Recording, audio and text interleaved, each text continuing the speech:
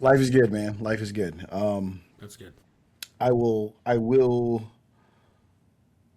I'm not going to say a downer, but I will kind of continue with the thing I started with last week that I'm still not. Well, here I'll just say it like this, man. I have a friend who's passing, and Hmm. it has been a huge effect on my life in the sense of recalibrating. Right. Hmm.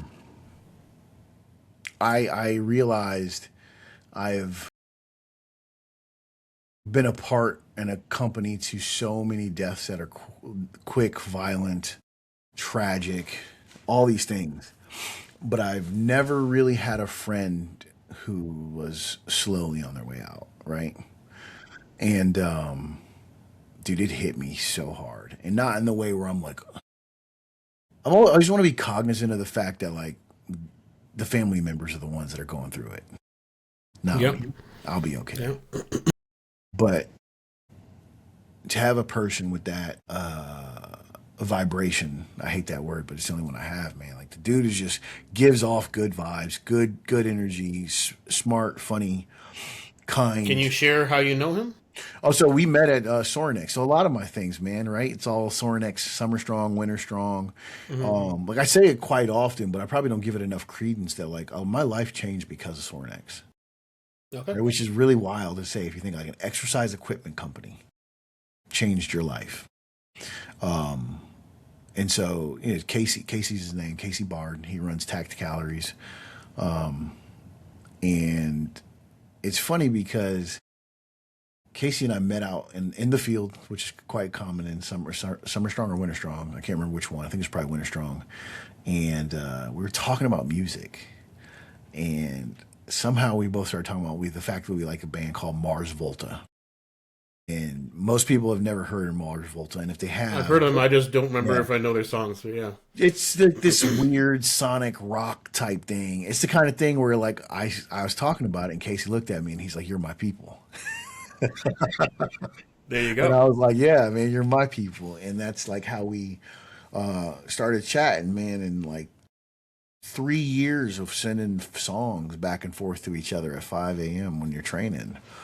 It's like the big basis of our friendship. And, the thing I landed on, man, and I said it last week, but I'll say it again, has been like, it's recalibrated the way I look at things in the sense of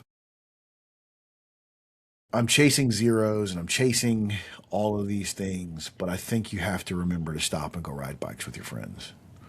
Yeah. And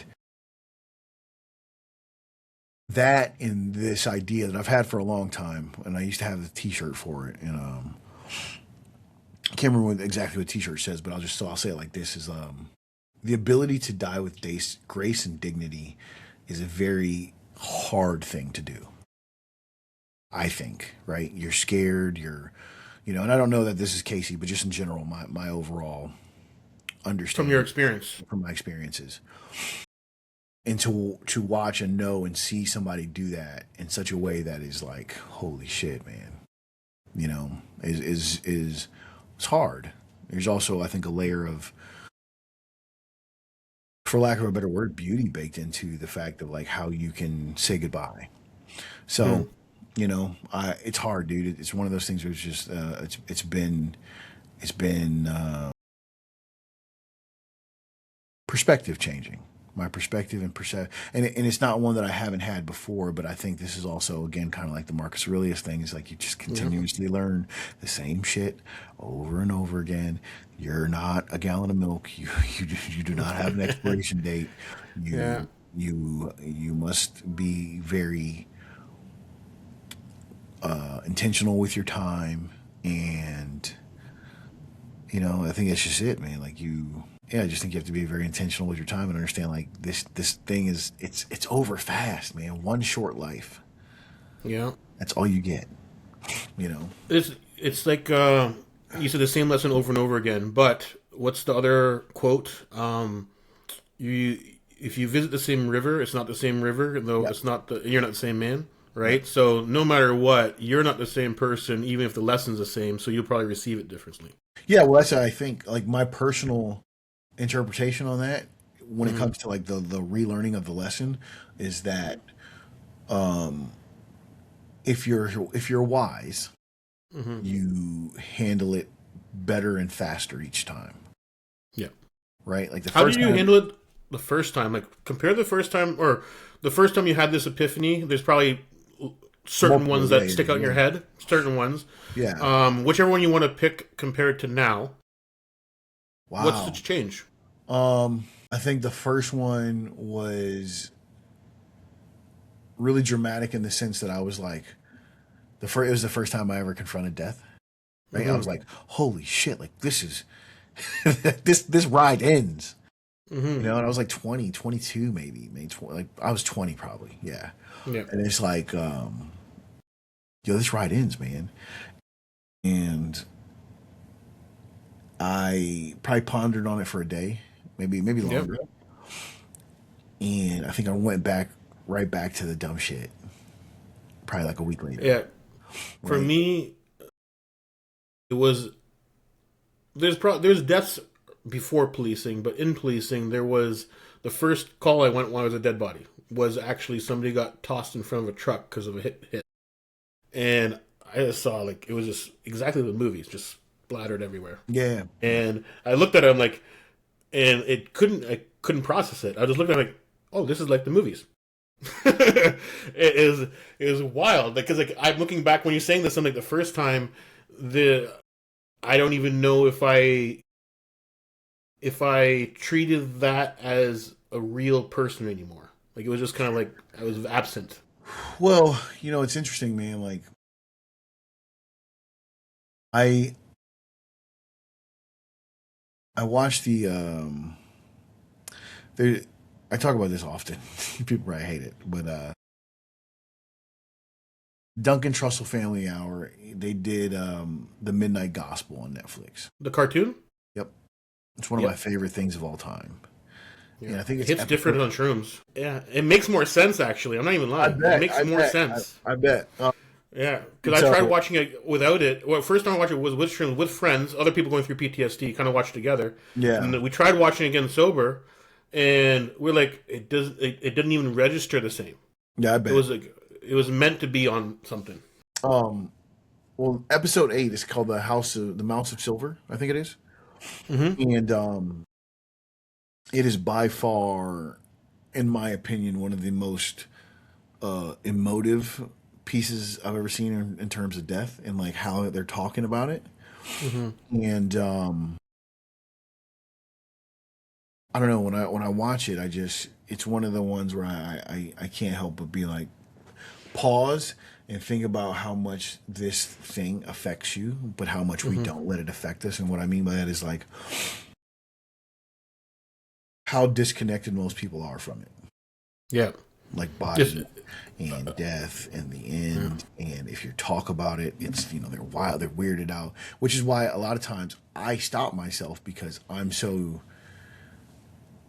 talk about it so much, Yeah, right? Like it, but most yeah, for it, so it makes some people uncomfortable. And I yeah. try to be cognizant of their comfort, even though that's something I'm doing less and less these days. Well, again, how you're speaking about it, like I don't even think it's a. Well, again, maybe because of my career too. Like I don't think it's an uncomfortable topic, but the fact that you brought up the Midnight Gospel, the cartoon, I appreciate that because I forgot about that until you brought it up, I watch it and all the time. I watched it maybe twice. In that those two times I watched it was actually after I watched it. Two other people I know passed away unexpectedly. Well, one was expectedly, but because of just and they both hit me very very different than deaths before watching that. Because Yeah, there was a few other deaths after that, but those two were like they're exactly my age. I grew up with them, and I lost touch with them because of what I went through, and I was just trying in survival mode for myself. So I kind of lost touch with everybody, and then coming up for air, find out this guy moved across Canada, passed away walking a dog. This other person passed away because he had blood cancer, and I had no fucking yeah. idea, I right? do that. So, That's been one for me lately too. Is just the in general the people that you know your age, right? And I don't know. I think it just makes everything a bit sharper. In general, for me, that's the big majority of my life is measured against death because I think it is the thing that keeps you sharp. It is the thing that keeps you. If not, you can get into these lulls and these things where it's like, I can watch Netflix for 18 hours and it's okay. And it's like, yeah, man. Like if that's your intention, fine, cool. I'm not gonna ever talk shit about you. But also, you might not wake up tomorrow. Yeah. Like, Yeah. like, and so one of the big ones that actually changed my life was as I'm going through like PTSD and as I'm coming out of my suicide attempt and everything else. Or no, it was prior to suicide. I think it was no. So I had my suicide attempt, and then now I'm trying to get my shit together, but I'm still like in the throes, like of like, like maybe tomorrow. Yeah. One wrong step, you don't know. Yeah. Like I was very much like, we could schedule this in 5 days. Like it'd be fine. You know. Um, I'm sorry, but like again, just because of who I grew up with or my job, I I think like it's very funny. Sorry, the unfortunately. fact that I am here now Yeah. you know what I mean by here now is the fact that I'm able to laugh and talk about it and think about it this way is Yeah. um is really big deal, you know. But one of the mentors I had was going through really bad PTSD, and so he was going into an inpatient. Hmm. So he goes into this inpatient treatment, he comes out of the inpatient treatment, he calls and he says, like, hey man, like we're going through all this and everything's awesome and we're me and my wife are gonna travel. We're gonna do all the things we said we were gonna do because he was this big like most of us, he was a big time workaholic, man. Okay. Yeah. You know, 18-hour days, 16-hour days, like Yeah. I worked to travel, so luckily I had that break. Unfortunately. we very much in Unfortunately. the view of like if we can just make it to the 2 week vacation. Okay. Got it. Right? That's the kind of guys I think most of us were like, right? Hey, Hmm. babe, if you can just hold off to those 2 weeks, I'll be there, right? Wait. So was he Army too? Mm-hmm. Yep. How many weeks do you get off in the Army? I actually don't know. Well, you actually get 30 days a year if you take it. No one takes it. Oh, because we get forced time off, like your proper time off, but shift work. So we get technically start off with 3 or 4, but because we can take blocks off in lieu of stat holidays and everything, it worked out to be like 16 weeks off when I first started. Yeah, So no, it's like, I started traveling a lot. and I could be uh, wrong because I've just been gone so long, but I'm pretty much sure yeah. it was 30 days a year. You accumulate so much, but you have guys that have 90, 120 days leave, and then because of deployments and everything else, and then like the more senior you get, the more you feel like you can't take leave and just all that bullshit. The culture, yeah. Yeah, and so you just end up not taking leave a lot, right? And so he retired. He went through that inpatient thing, and then like 2 weeks after his inpatient thing, and he's out, and he's like, "Man, I feel better. I won't say cured. It's not what he said, but he's like, you know, I'm living again." Okay. And then he dies in a motorcycle accident 3 weeks later. That was like I think it was like December 2018, probably Hmm. 2017, 2018, something like that. That was when I started deciding like I can't wait. I can't wait. Right. And so that's when buying plane tickets, going places, doing things. Like people would be What age like, was that for you? 2018? What was the age of that? 38ish, 39ish, something like that. Okay. Okay. You know? And so that was kind of just the move, man. That was like what changed it all. I mean, between that and like I said, the depression, PTSD, whole And thing. did you travel a lot younger? Like before army, before army? For the military, no, because I went straight to I joined the army right out of high school. I Oh, took okay. two Yeah, weeks because off and went okay, straight to high school. And went straight to the army. okay. Because Yeah, like my upbringing being first generation, my parents would always take us to my no had no family locally, so we yeah. always had to go to India, or we went to India. Then we started going to Oman, Dubai, England, Yeah. and So around, in right? that So sense, yeah. yes, we traveled. We traveled because my parents are travelers. They were also Hmm. military. Hmm. So definitely have been places, but like I was also Okay. I was one of those kids, man, where like you could ask me about that shit, I didn't know. Cuz Okay. I was oblivious. I'm having fun. Got Like, it. I was in the sandbox. Like, what do you mean? What do you mean we're in Germany? I was playing in the sandbox. Got it. Okay. Germany. I didn't know Yeah. that, you know. My parents wouldn't let us do that. My parents were like, "Okay, we're in India. We're going to the Taj Mahal. You're gonna not Yeah, forget this." Like so. yeah. My parents Yeah. definitely like and I say that and knowing I still picked up a lot of stuff, but I still like here's a good one, man. Like I didn't really understand what my dad was and did in the army until I was in the army. Oh, Yeah, because I was what just one of those did he kids. do? He was a combat engineer and he was a sergeant major, and so like on the ranking structure for the army and an enlisted guy, that's the highest you can go, E9. Okay. And Okay. so I had no idea. If you would have asked me, I would have been like, my dad is just a regular dude. But then I'm Nice. like, oh, he's not. So I remember being in the rank class, joining the Yeah. army, and they're Yeah. explaining the ranks, and I'm like, Yeah. and then they're like, and a colonel is this, and I'm like, Yeah. all those colonels at the house mean something? Like, you know, I didn't know. Did you like call your dad up afterwards? Like so. No, but you know, it was just funny because now all of a sudden I had a new respect and a different Yeah. idea of who he was. Yeah. That's cool. But yeah, man, but yeah, he died in a motorcycle accident, and it just changed the way I viewed this stuff. And you know, then I went back down range, and we had a year where we took a bunch of casualties, and it was just,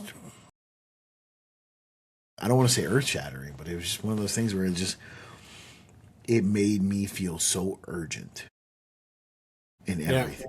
It made me Everything feel, you're saying is hitting home, but I like when I told you like the first time I saw that and then the death I saw in policing, very different than what you've seen in the army, I'm sure. But I don't think like you had a moment where you kind of like you were aware that it was short, life short.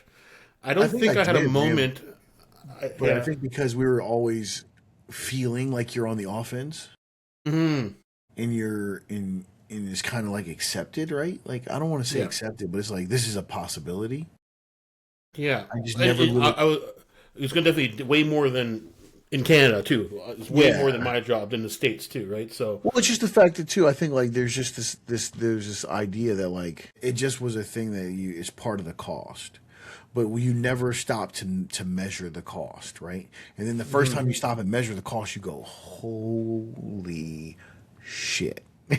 Right? Like even when it happens, most guys, in my personal opinion, I don't think they stop to hear it. They don't stop to listen. You go, oh shit, and you realize like this phone call, this phone number doesn't ring back anymore, Yeah. and that's what happened. But it doesn't really. And then all of a sudden, a year, 2, 3, 4 years goes on, and it goes, and then when you really get slapped with your mortality, and or the person who's really close to you, then you go, or one of the dudes who you go like, he's no way he's ever gonna go. I think those are the ones when it's like, oh shit, you know. And I mean, everybody's different, right? I could have just been ignorant, which is very much, No, no. The reason why when you're saying it, the words resonate very deeply for me is what I'm trying to say. But I think because like early on in policing, like I stacked time together. I went backpacking while I was hired on the job, like 2 years in, 3 years in. I traveled 3 times a year, and I was so motivated to always travel multiple times a year. And I'm just thinking in my head, like, there's probably some subconscious of things that you see at work where people are younger than you when you get hired. Like, I'm at 23, people younger than me just all of a sudden dead in front of me. Like, yeah, yeah.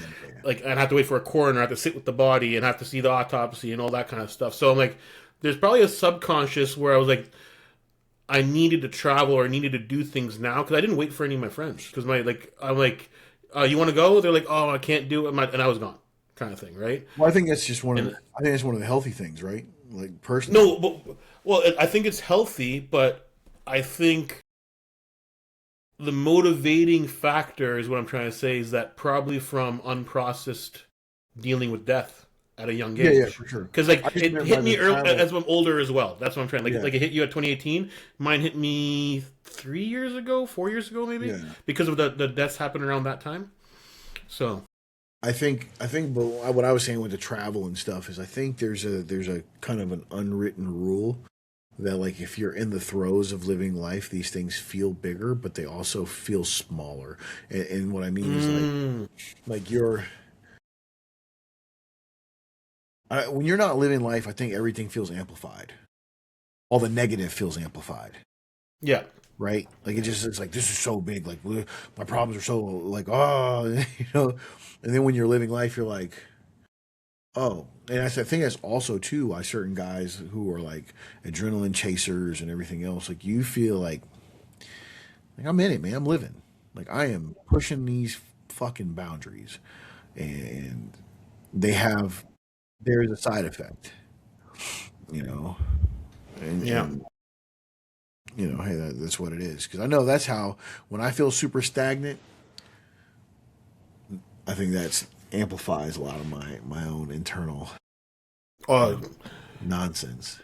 I think that's what's been going on with the bicep, and I can't do anything. Now it's like I'm able to move again a little bit and whatever, but it just made me, I guess, yeah, probably a lot more depressed than I realized because I'm like, I was so excited about, okay, I'm going to buy this sled, I'm going to do these workouts, I'm going to do whatever. And I'm like, maybe I should be careful with my upper body. Let me figure out, reassess what I need to do. So I'm like, but I'm not going to, I want to still do something physical. So I told a friend, I'm like, you know what? Since my biceps what it is, it has to rehab and get stronger. Maybe I'll actually just commit to fucking running, right? Like there's something I can do, right? So, but yeah, it's 100% true. When you're stagnant, fuck, you feel everything. That's for sure. Yeah, I know every time that's where I'm at, and also I think the side effects of not being stagnant, whether it's physicality or travel or whatever, are way larger than we give them credit for. I think everybody thinks about like working out because of the muscles, and everybody thinks about travel because of the pictures and then whatever. But I think of all the little side effects, both positive and negative, that happen when you're out in the world doing these things, those are the ones that actually matter and stack up and change you and make you better and you know all Hmm. that other stuff. So And is you know how the that movie that The Secret Life of Walter Mitty, yeah, how there that one scene where he's trying to take a picture of the leopard, he doesn't take the picture because yeah, that's just for me. That's what I think a lot of traveling because like there's I took pictures when traveling for sure, but my fondest memories of traveling are not captured in the picture, right? yeah. So I used to feel like that. Now it's the opposite.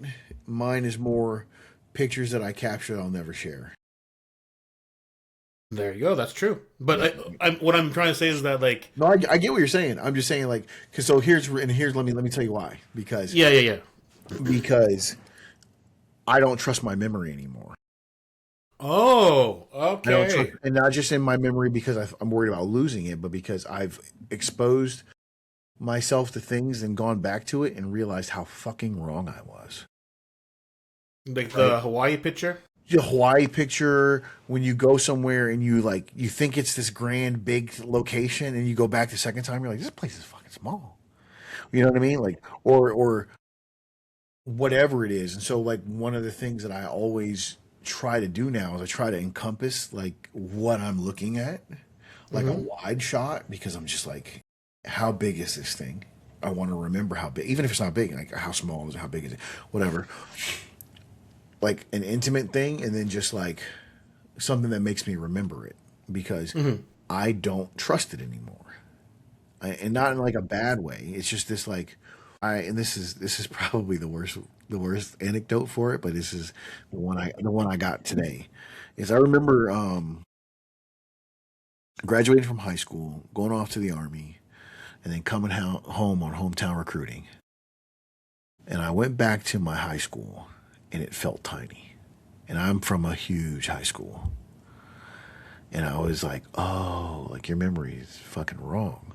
And then the one that really got me, and this is because of scale, and I understand that, but still, was when I went back to my elementary school, Yeah, that's tiny. right? And you don't remember because when you were there, the desks were Yeah. your height, Yeah, and the teachers were giants. and the Yeah. yeah, teachers were giants. Everything was huge, and then you go back and you're an adult, and you're like, you But know, okay, so I'm just gonna do play devil's advocate here yeah, because yeah, this yeah, this is fun. Okay.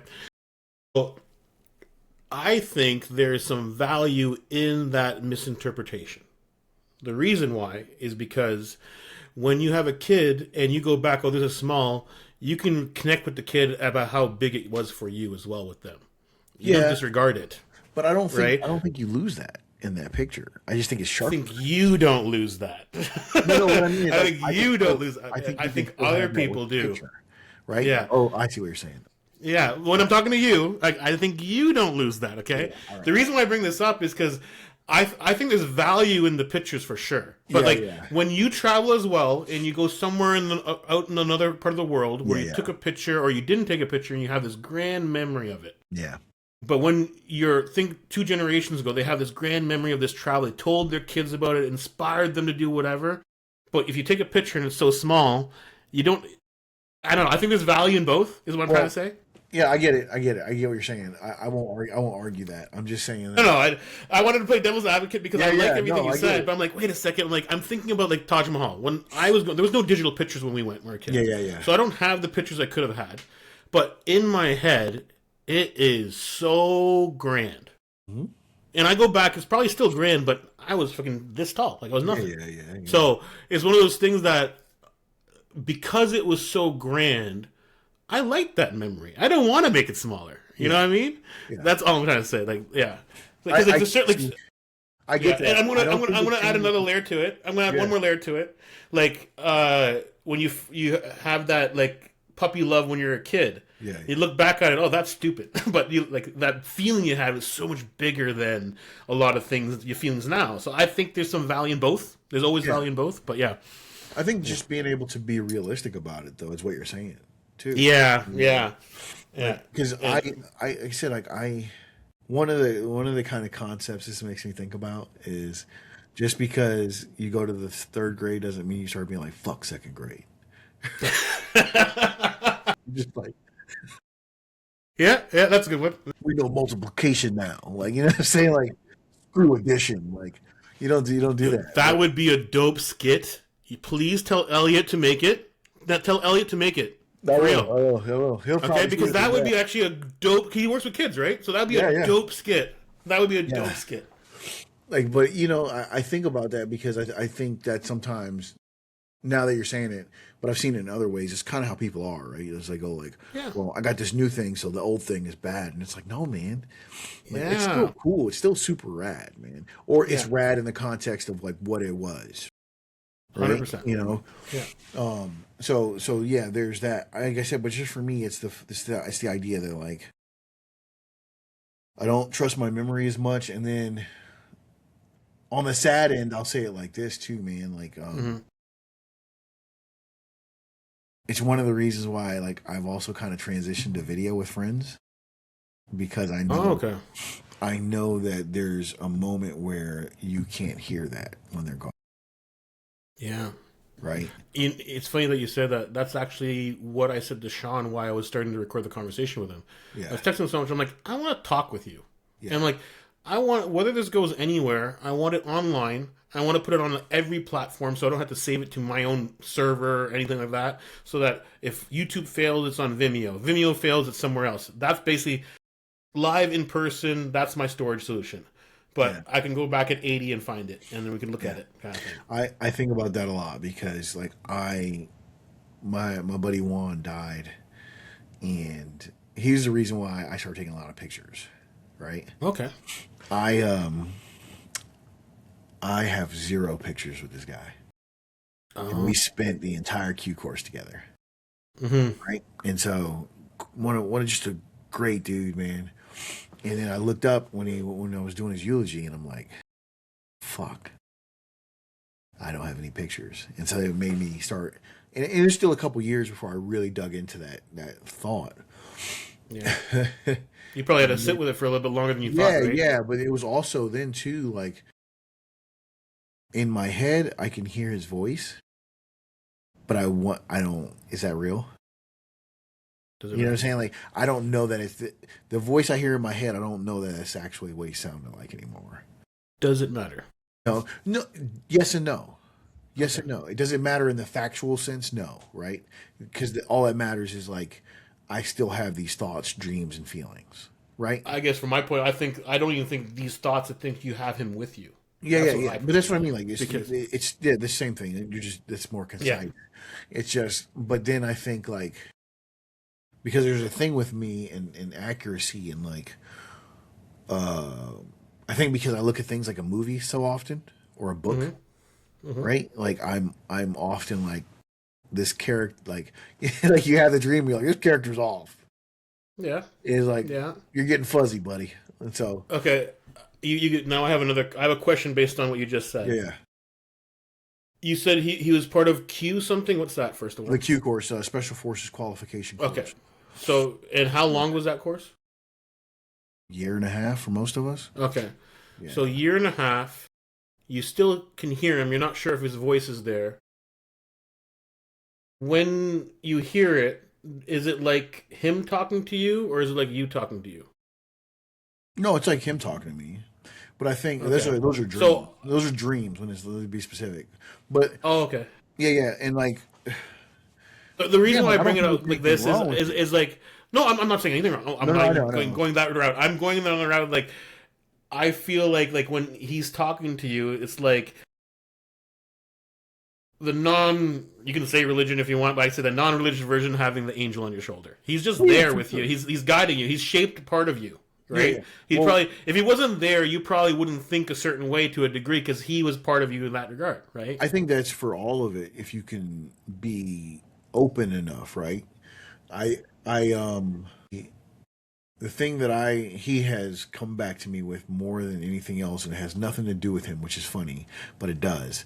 And I think it's Mm-hmm. more of me trying to correct myself. Is I had a dream I think 2 years ago, 2 or 3 years ago, and it was just him saying "Walk with me," and Mm-hmm. I was just like, and I was broken by it, dude. I was like, fuck, I was fucked up. But then as I thought about it, I was like, it made me think about the Ram Dass quote, right? Like we're all just trying to One. walk each other home, Yeah. and so I was like, your this is your thing to do that for Mm-hmm. people, yourself, whatever, which is kind of just become hopefully a thing that I actually do, and I think I do Yeah. a good job at. But like, Well, you, when you're saying this stuff, you not notice like I have a smile on my face because yeah, yeah, yeah, I like when I hear people talk about people that have passed or friends in this capacity, like there's their voice on their shoulder, their voice internal. It makes me so happy for you. You don't yeah, understand, right? So because a lot of people don't have that, and I get excited. Like you, the first call we hopped on, I said like I get excited to talk to my friends. Like I get excited to talk to you. yeah, I get yeah. excited to talk to Sean. I get excited Exactly. to talk to any of my friends, right? And this is what I mean. Like even when they're gone, like it's sad, but at the same time, like I get excited hearing it because I'm like they're still with you, right? So I don't know. It makes me excited. No, I get it, man. I think the same thing. I think for the people who don't have that personally, like right, and I'm speaking way out of turn because I'm not one of them, but I think sometimes you shove stuff down because it's not supposed to be real. You're gonna have to expand on that because So I don't so it's compute. the idea that like, well, we'll start small, right? So Mm. think about talking to yourself and how many Yeah, people talk to themselves but won't admit it, right? Because it's really? not. Oh yeah, yeah, yeah. Or I I talk people to myself in who front of people. So. well, there's also people who have no internal voice, right? Like that's real. I didn't. That yeah Yeah. yeah But there's people who like you don't. There's certain things that because they're kind of like I will say mystic, even though talking to yourself's not mystic, but just in that realm, right? Because that's where I'm going. Like I'm starting with talking to yourself, and as we veer off into the realm of like mystic and woo woo and all the other stuff, people will be like that shit's not real, right? And so if it's not real, I can't comprehend it. Therefore, I don't have to admit it. Therefore, it's not. It doesn't exist, and so on and so forth. And I so, think mysticism and mystics is like the word kind of like we would say certain people with the Hindu faith are mystics. yeah, yeah, yeah, yeah. But the equality would be Jesus would be taken considered a mystic, But even that, right? Like, so, like, right? Like if you yeah, woke up today and you were like, "Yo, Jesus, talk to me," Yeah. People would be like, he's crazy. You Yeah. know what I So, but mean? for me, it's like all these pivotal people throughout history, whoever they might be, whether they're part of a religion or they're part of like Stoicism or whether they're part of whatever, they had this gravity about them that kind of made them mystics. They had an impact around them greater than themselves, right? And there's a lot of people like that that once upon a time might have been considered religious. It might have been considered a prophet, might have been considered just a philosopher, right? Whatever it might be. So I think I don't. I guess I never thought of the word mystics as a bad thing. I don't think it's a bad thing. I just think some people are afraid to it. It's like I'm saying these other people that you're talking about might perceive I it don't as more even of a think they negative think it's a thing. bad thing. I think it's Okay. you're worried about being judged. And maybe that is the same thing, but Mm-hmm. it's like people who won't dance in public because they're worried about being judged. It's not bad, No. but like you won't dance because you're not gonna have, because you're whatever or And they won't make a fool of whatever. themselves for Yeah, around yeah, people that whatever aren't the thing they're is, and comfortable that's with. Yeah. that's what I'm trying to like say is like Yeah. there's Yeah. these things that we get to that you typically shed when you get older, and you're like, Mm-hmm. fuck it, like I'm here for a good time, not a long time, man. Like, Yeah. yeah, but I think it's the same thing with this kind of stuff. Is like there's some of the stuff where people are like, well, I can't, I'm not going to. That's not real. And then I think the Mm-hmm. more, it's also kind of like dreaming, right? Like the older you get, people will be like, oh, that's too big of a dream. That's not real. Like, whether it's on purpose or because you need to focus on college or they kind of just shut your stuff down. But I think it grows. I think it I think grows. it's unfortunate that some people get shut down by it. I really feel bad for that I because agree. like Agree. I'll say I want to try something out and have people have told me that I'm like, oh, that's dumb. It's already out there. I'm like, cool. I'm like, you know what, you're right. I just agree with you, and then I just do it anyway. And then they're like, what are you working on? Oh, I'm working on that thing I told you about. So they realize that their opinion means nothing because I'm like, Yeah. I'm not asking like a permission here. I'm like, I just thought this was cool to try, right? Yeah. So Mine's like that. I've been delusional since I was little. So I'm I just think like, I've met a kindred spirit here. yeah. One question I have, Okay. and I think I'm going to bring it back to death, okay? Okay. But in a different capacity. So, how do you deal with death of people that are still alive? What do you mean? Like when they're not living? No, no, like they were good people, they were in your lives, but they can't be anymore for yourself. They're dead to you. Oh, so two things. I don't have a lot of that, right? Um, Yeah. I don't have a lot either, but there are people still. I mean, you're just not. It's not a thing for me, man. Like what I mean is like when it happens and you just don't exist. It's No, but I have zero. I just apathy? don't have. Yeah, I'm apathetic to it. It's like, but I tend to like that's so rare for me. It's really hard, man. Like Yeah. not in the way that like I'm like, how do I say this? That's good. You stumped me. Well, the reason why I bring it up is because, like, I'm not saying like somebody you hated. I'm saying Yeah, yeah, somebody yeah. that you loved, that it was in your life, that all of a sudden now they're alive, but to you, it's Yeah, whatever. I think it's the to me the How do you grieve that? Maybe that's a better word to do. oh fuck man.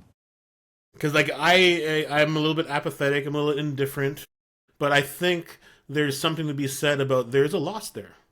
Because there's Yeah, probably a lot of good memories beforehand, a lot of positive things, but there's a loss still, and there's probably a type of grieving that I don't know how to put into words. I think now.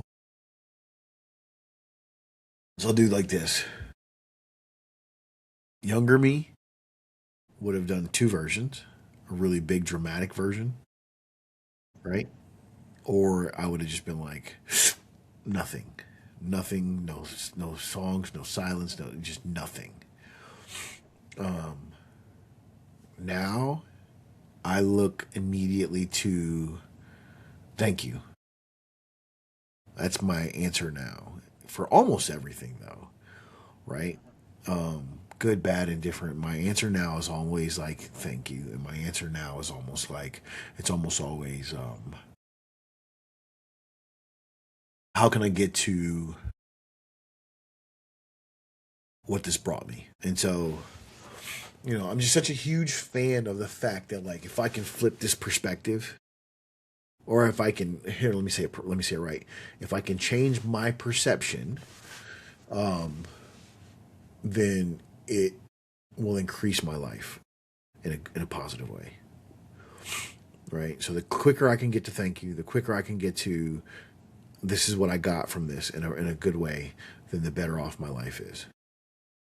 Yeah, thank you for the time, but Thank you for the I gotta time. move Thank you on. for the memories.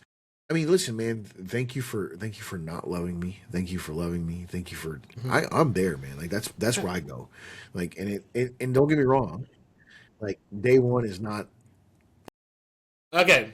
I'm gonna say like I definitely don't get there right away because like that's for sure. But You know, thank you for the lesson, or thank you yeah. for showing me who you really are. Right. So But I mean, even like I really mean this when I say like dude, I got my polo heart broken one time, your and like to polo get heart. my polo heart, it was so What does broke, that mean? so broke, so broke, just Okay. so broken.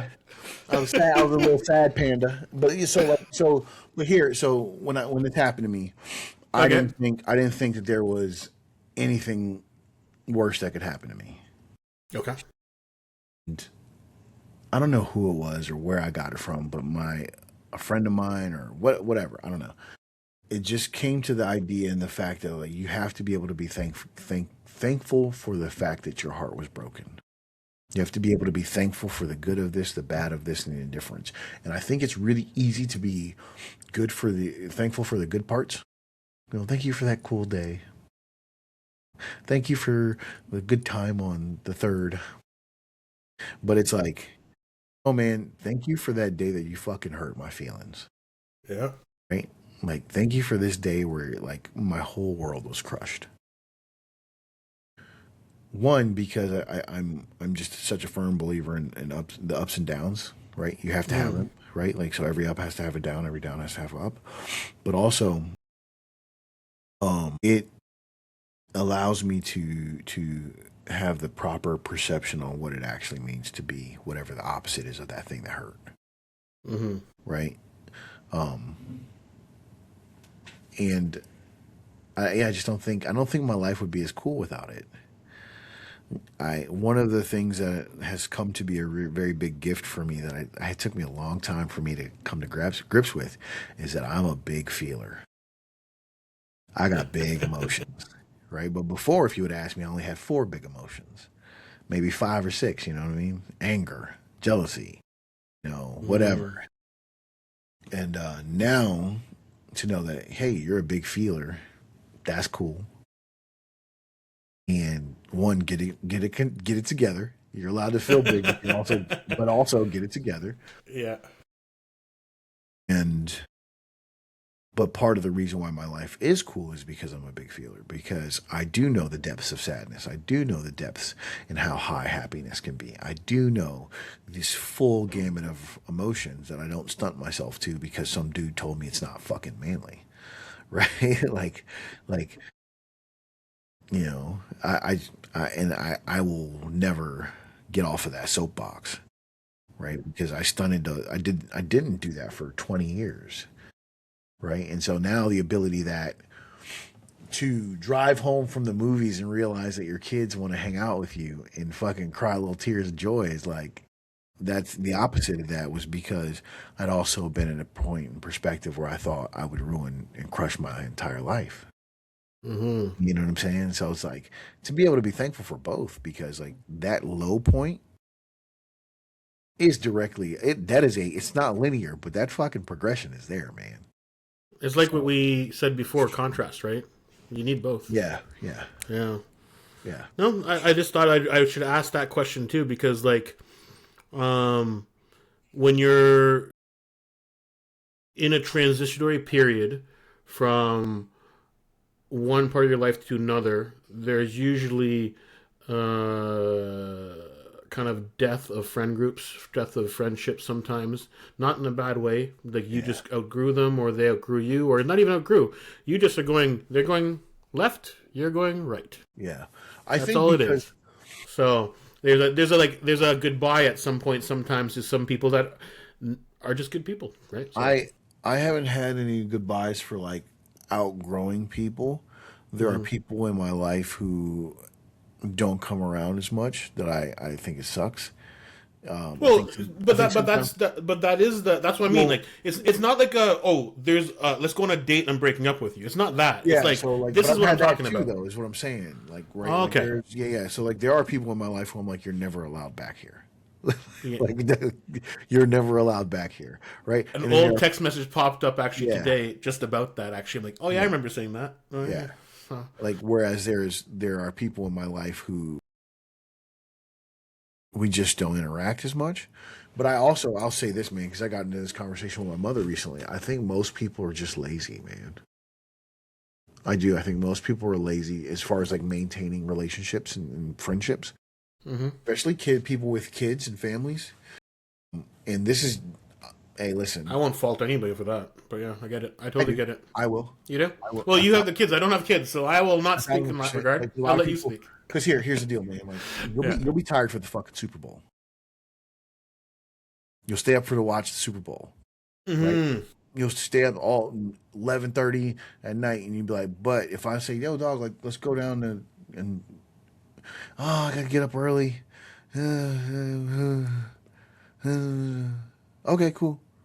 I Yeah. mean, I'm not mad about it, but for me, when if you start talking to me about it, I'm gonna tell you the truth, Yeah. right? Yeah. And the truth is that it's not convenient. So Hmm. you decided to you made future plans that your present self made future plans that you didn't like. That's all it is. And so you got there and Yeah. you flaked or whatever the thing is. And I get it, man. Don't get me wrong. Like I've made some plans sometimes, and oh god, it's so such a far. That's so far. But then I'm like, you know what? I know what's gonna happen here. I'm gonna get there Yeah. and I'm gonna be like, hell yeah, Yeah. we're out, we're having a good time. But I gotta say one thing about that, like, just because when you first met me, my body was in so much pain. yeah, That was always a factor for the traveling because sitting in the car was uncomfortable. yeah, I that's have so different. much joy now. No, but I'm trying to say I have so much Oh, joy now because like it's just like the pain's so much less. It's still yeah, there, yeah, yeah. so much less that I'm like, oh, I can go for a drive. Like yesterday, just because the plans didn't work out, it was a random Wednesday. Things I was working on finished early, and I'm like, I have free time. I was going to just drive to Toronto to go to a museum just for the hell of it, Oh, and I just like something else happened, so it didn't happen. But whatever. yeah. But it just now like those moments are coming where I'm like, oh, I can. A little off track from our conversation. I just was excited about that. So No, I think that's dope. I mean, in general, I think one, this is my idea about slowing time down, right? Is that like to do novel things, to do these things that like put you in a new space, new time, new element, and I think that's how you make time feel different, right? In reference to the whole kid and whatever, like, don't get me wrong, I don't want to blanket statement this. Like, if you say like, no, oh, I'm but like to be reasonable, yes, there are people yeah. who are tired because they're kids and they're busy. Like, I get it, but I'm also going to say like they make calendars for a reason, and you've been tired before, right? And Mhm. so to play off of Wedding Crashers. It's 3 a.m. and you're playing mahjong with somebody's grandma because it was your first Asian. Like you can stay out late. You'll be okay. You'll be all right.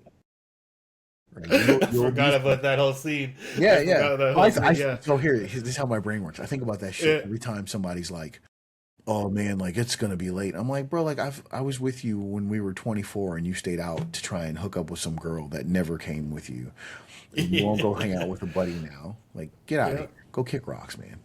Like, and there's and to make it full circle for my so because I'm ranting right now is those will be the same people who will tell me that they should do 22 push-ups a day because of veteran suicide, and I'm like,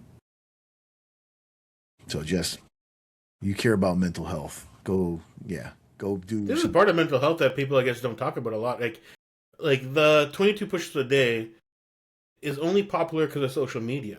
It's not popular otherwise. Like, who's Well, doing that on their own without social media, without a forum online to post to? well, here's the point. Here's my point. Awareness is like a hand job.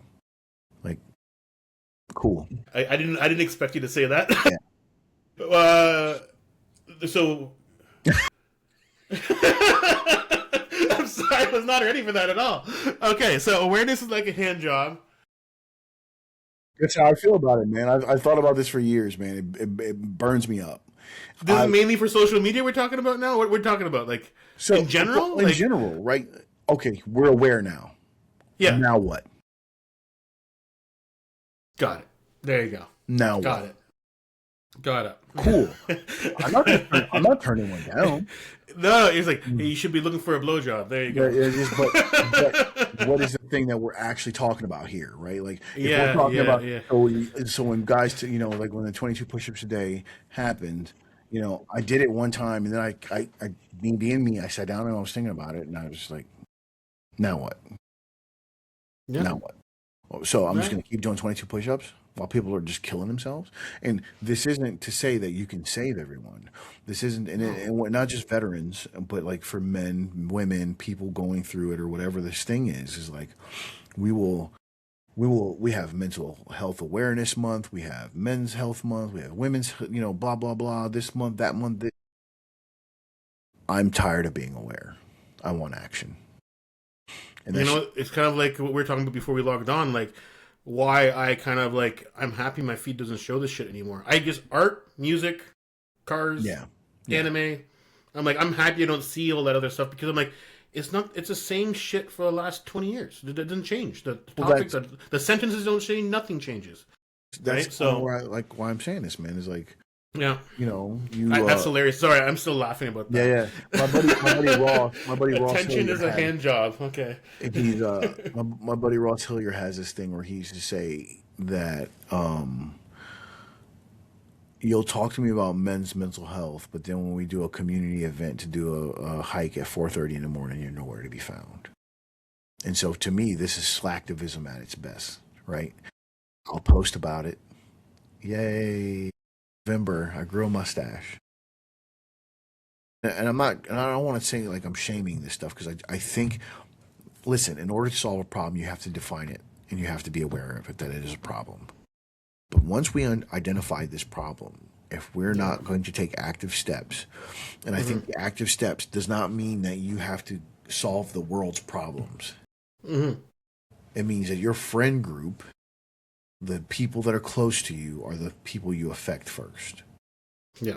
And so I think about, and this is where I'll probably show my colors, but how old I am, but like, I think about when a dude got his heart broken in 2001, we would go get that dude drunk. He was never alone. Yeah. We'd take him to strip clubs. We would take him to whatever, take him to Outback, right? All these different things. Yeah. He was almost never alone. And then at some point in time, you released him back into the wild. Whereas like now, you have this happen and you're alone, or can't be bothered, or you've now convinced yourself that you are a bother. Yeah. Right? And for me, it's a bit easier to talk about because when you're a soldier, you're in the barracks. You ain't getting alone. I'm gonna beat your door down. Get your sad ass out that bed. Are you sad or are you sad? Like, oh, you sad. You just chirp them until they're like, Yeah, let's like, go. okay, you be sad in the gym. Come on with me. Like, all right, we gonna be sad at the chow hall or whatever it was. Well, you know what? Again, that's perfect line right there. That's a good segue. Like, how your other line that you always say is that I've been tired before, right? Like, and you can still work out tired. You can still do the thing tired. You can do the thing sad. You can do the thing angry, right? Yeah, and man. you can whatever emotion you're feeling that might not be congruent to what you want the task at hand. You can be that emotion and that you're allowed to feel more than one emotion at once. Yeah, you're. I think more people. If I had a hack, it would be. I think more people need to embrace that, right?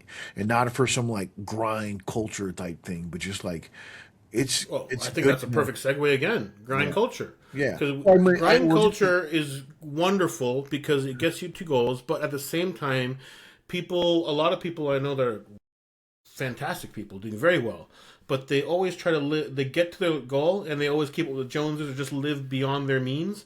And they just like, now I have to work to keep the lifestyle up too. There's a balancing act where you like make that money for sure, but live a little bit below the lifestyle, so you have the free time and money and capital to hang out with friends, Yeah, right? well, I think that, grind culture, whatever you want to call it, like there's a time. So the way I think about it when I talk to my kids and I whatever else is like you have to pick the sword, sharpen the sword, use the sword, and get smart enough to know when you should use and not use the sword. And what I mean is like, so pick a sword, like that's your vocation, your skill, your whatever, right? And you pick one and you sharpen the fuck out of it. And that's just you being busy. Yep. You're grinding, right? Yep. And then you got to use it a lot. And then you get to the point where hopefully you're smart enough to be like, not Not today. yep, like I'm gonna take a break today, right? And Yeah. so I Well, I remember think you were talking about somebody. I don't remember who that bought a truck or needs. I can't. I need to have a truck because like yeah, to look status. apart and Yeah, whatever. status symbol. That Yeah. is, and that's what I'm trying to say. Like people grind, and I think there's nothing wrong with grinding at all because I respect it quite a bit. But grinding and then buying the thing that keeps you poor, so you're stressed just like you were when you're making 1/10 of what you're making before. The math doesn't make sense, Yeah, right? well, Buy a I mean, shitty truck, do the job, and then that extra money will you can like work very hard. But you know what? Now I have no time to like cook food or whatever. You can buy the conveniences to have more time to hang out with the friends. yeah, well, I think it's the Ramen Sethi thing, man, right? Well, that's what I think about. I don't want to buy things for status. I'm trying to think if I'm trying to make myself a liar right now. I'm trying to see if there's something I do want for status. What are the zeros for? What are the zeros for? My zeros are for more time, more fun, more So, adventure. but basically what I said too. So Yeah, there yeah, you yeah. go. Yeah, I don't have. I just want. But I'm trying to because I don't want to seem like because I probably do. Maybe I do have something that I do for status. You know. Well, no, but you said what's his name, Seti? Like I know the name. I just read his book once because of you. Yeah, yeah. But is his line makes you not a liar because whatever it is you love and want to do, spend unabashedly on it, right? Yeah, And yeah, then for the other sure. things cut. So because you're doing that, it kind of doesn't make you a liar because No, your thing might be I just trying to. photography, your thing might be working out, right? Yeah, So I'm just trying to examine it because I think that it's yeah, worth examining because there are people who are like, I don't do this for status, and then you talk to them and you see it, and you're like, oh, you kind of do, and for me, I'm always interested in making sure that like I'm accurate with myself, right? Because I hmm think the biggest thing for me personally is like I can't lie to myself. If I lie to myself, I will make my life very very bad. Like some people can do it and get away yeah. with it. You know what I'm saying? Not me. I'm not one of those people. I have to be very honest with. If I lie to everybody else, if I lie to me, it's a problem. We going down in It's flames. it's hard to I don't know. I find it hard to lie to myself too. Like if you lie to yourself like consciously and you're still that I don't even Some know how people to buy their own operate. bullshit, man. Some people buy their own bullshit. They buy their brain wholeheartedly, bro. And it's you Is know that a lie then at that point, or is that just hell yeah, it's a that's lie. what's called? It's just you're living it, right? Yeah. You're living it, and but my point in saying that is like so I just wanted to make sure that I'm being accurate and like there's no thing that I'm buying for status because maybe there is, but my point is regardless is like if you desire something like we said with the Ram and Sethi thing, I get it, be about it, but like when you're doing it because there's a group of dudes that I need to know that think I'm cool because I got a Rolex. I'm just like. Yeah. This is as a guy who is attempting to buy his first luxury watch here soon, but it's Ooh, because finally. yeah, yeah. But this is because I think it's fucking really cool. I think machinery is cool. I think Yeah. precision timing is really What awesome. was the watch again? Or did you said it one time, didn't I've you? looked at it. I'm looking at a handful of them, man. I love the Omegas. I love the Breitling. The Breitling Super Ocean is in the lead right now. And you want something that's durable to wear all the time, or you want something for events? What's your No, goal here? this is like regardless of what it is, I will never have something that I'm afraid to wear every day. Okay, good. Yeah. Some You know? people are. That's why I'm curious. Yeah, no, my goal is to never be owned by anything I own. Yeah. If I feel like that, I've noticed. Like, if I feel like then I'm going to be hesitant to use something, I don't want to buy it. Like, I have I no interest. purposely It go kind of hard. goes away. Huh? I purposely go harder. So like if I Well, buy something and I'm like, ooh, like I don't want this to break, I will purposely start using it all the time. interesting. I think if I'm going into it with that feeling, I'm like, I don't actually want it. I don't think that. I think just there's just this idea that certain things are fragile because of their price point.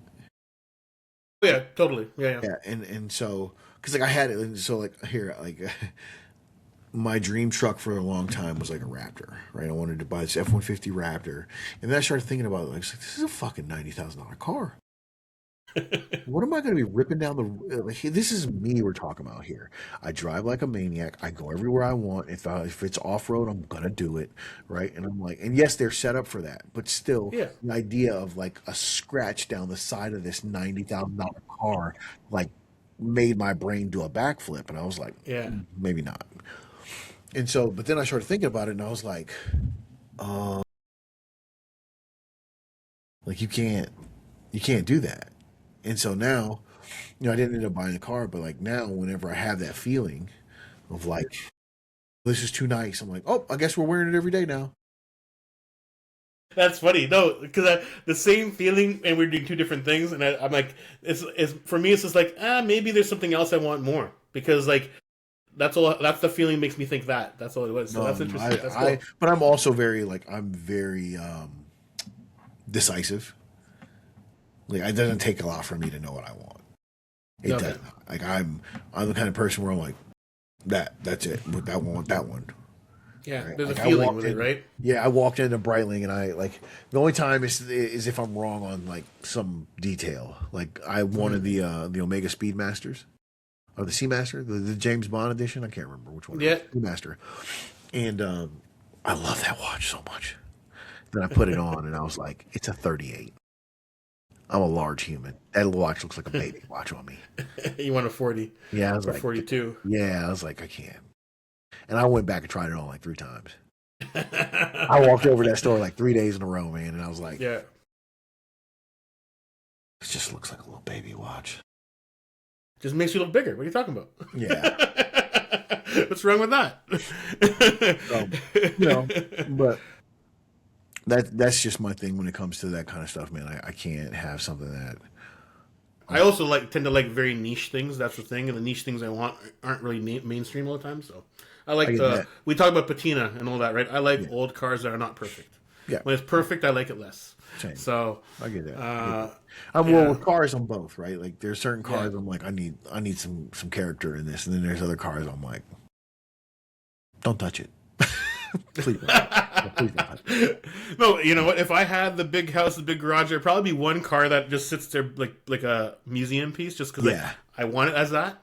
But generally speaking, it's always like I always go to like motorcycles. I built two and turned them into rat rods. I turned one into like a brat, one into a cafe racer, See, and man, I love cafe racers, man.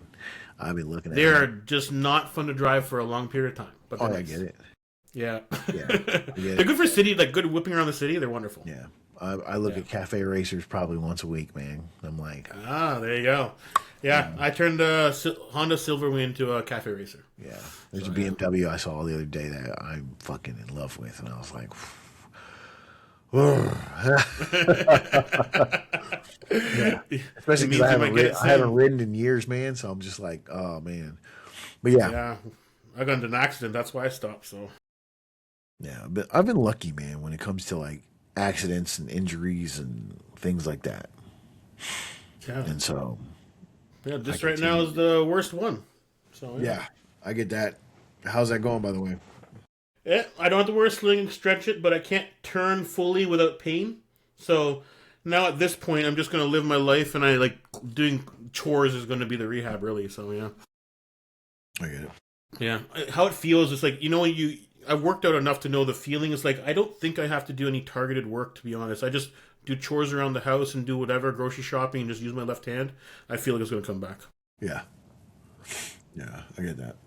I don't know, man. That's the injury thing. I've always kind of just looked at that as like it's just the cost of doing business, but I've always tried to be very, very cognizant of it. I've been lucky to not be Yeah. too beat down. No And we're catastrophic. older now, so we don't heal as fast. So No, dude, man. I get it, man. I get it. But I still, Uh, Yeah. you mentioned that you're doing some stuff to help with sleep. Yeah. And Um, would you like to share what some of these things might be? So if anybody hears the clips or watches something, maybe they leave a comment of something that may be useful yeah, for you yeah. to So try. I'll start with the simple stuff first. I am trying which basically known as the Huberman Stack Online. Mm-hmm. Momentous makes a supplement called, I think it's called a Sleep Plus or something. I don't remember what it's called. But Momentous makes a sleep supplement, and that's what I'm doing. He also recommends to do GABA like every third day, second or third day. Mm-hmm. So I'm doing that, and then the next kind of bit is I'm pulling it up right now. There's a bunch of sleep stuff for peptides. Okay. DISP? Yep, DISP is I've done it one. before. It works. And hold on, let me scroll up here. But you probably have the order. So DISP and eptathlon are the I two haven't that heard that one. Yeah. I'll be trying next. This will give you crazy dreams. Um, Congratulations, they're welcome to join. Hopefully they're positive. Most of my dreams are already out of control. So, Yeah. um, Oh, you know, there's one thing that I've been doing after you said it. I thought I'd bring it up. Is I actually forgot to tell it right now. Have you looked at vagus nerve stimulators? I haven't used one in years. I know exactly what you're talking about, though. Yeah. Okay, so basically, they're charging like $400 to $1,000 for these stimulators.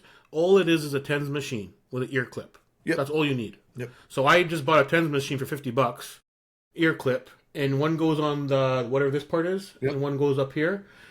It works. Yeah. Like it's like I do it. I'm like half asleep while I'm doing it. So Yeah. that might be a helpful thing too. I forgot about those. That's worth it. Apparently, the new studies came out that it actually has everybody that does it has a. I'm not saying 100% resolution of their PTSD in the time frame they did it, but 100% of patients have a improvement that doesn't go back for PTSD. That's really good. Yeah. That's really good. Yeah, so that's the next one, man. And then the ones after that are just to start doing the even further back work, like maybe going down to Mexico to doing the it's not ketamine, what is it called? Ibogaine? Ibogaine. That's it. Right. So like that's because I'm at a point. Heard that man, helps with body pain too. Yeah, it apparently helps with everything. Yeah. Like I'm at a point, dude. Like 4.5 hours a night is what I get. Right. Yeah. If I get 6 hours, I feel like a friggin' deity. Like, if I get 7 hours, like everybody's in trouble. Everybody. You have too much energy. Oh, dude, it's wild. Wow. I have too much energy. I have this feeling. I don't know if you've ever had this, but like, I get in these grooves for thinking where it feels like Minority Report. Like I feel Oh like yeah. I've seen a Minority Report where he's like, Everything's connecting to each other. You can't keep up with the thought. "Oh, Yeah. dude," and I love it. I love when it happens. So that happens when you have good sleep, though, not when you have bad sleep. Sometimes even when I don't have good sleep, but I just Yeah. I can prolong it if I have good sleep. Mm-hmm. I feel like come more often, and I can stay in that state for a long time. Whereas like, Yeah. when I don't have good sleep, I'm like, you maybe got 45 minutes in this tunnel. I notice I have it more in the brighter months and the darker months for myself. Darker months, I'm not useless. Yeah. That's interesting. Like the other thing I started doing is right now I'm tracking everything again. As in, like, what do you mean by everything? Food, training. If there is a metric I can associate with something, I will do it right now. Mhm. Just Do you because. have like a Whoop? Do you have like a fitness tracker watch? Ring. Oh, that's what that is. Yeah. Yeah, the Oura Ring. And so, like, the reason why I'm not huge on like fitness data, but the reason why I do like it is for this is because if you take your fitness data and overlay it on your life and your feelings and experiences and whatever else, you can start to pull out some of these, like, I'll call them third option issue type things. And what I mean is Like personal benchmarks.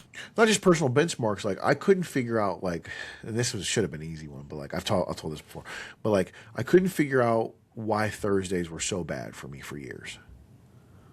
Okay. right? I would look at my diet log. I'm off track. Mm-hmm. Monday through Wednesday, I'm gold. Thursday, Mm-hmm. hot garbage, right?